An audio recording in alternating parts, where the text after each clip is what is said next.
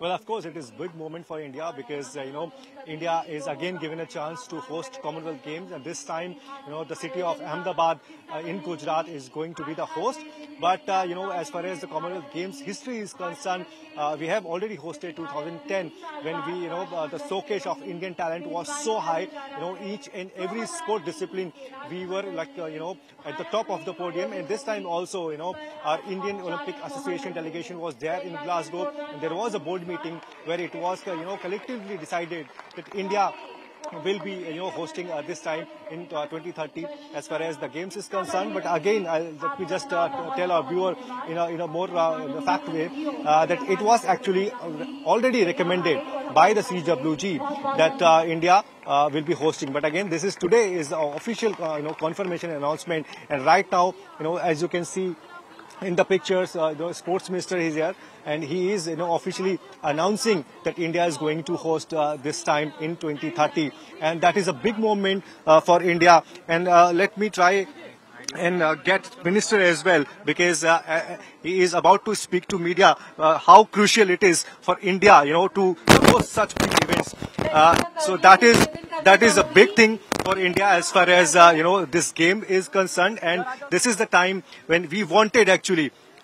मुझे आज खुशी है ग्लासगो में आयोजित कॉमनवेल्थ स्पोर्ट्स काउंसिल की जनरल असेंबली ने आज भारत को 2030 के लिए कॉमनवेल्थ गेम्स भारत में आयोजित करने के लिए औपचारिक घोषणा करी है। ये देश के लिए गौरव की बात है। मोदी जी के नेतृत्व में पिछले एक दशक में हम इंटरनेशनल लेवल की 22 बड़ी गेम्स देश के 18 सिटी में कर चुके हैं। ये भारत की बड़ी गेम्स का आयोजन करने की क्षमता को दर्शित करते हैं।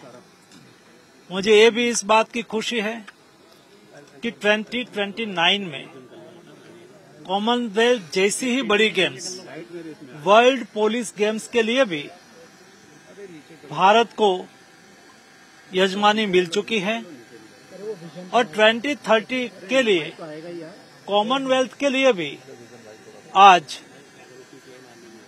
ओलंपिक कॉमनवेल्थ काउंसिल की जनरल असेंबली ने अनुमति दी है।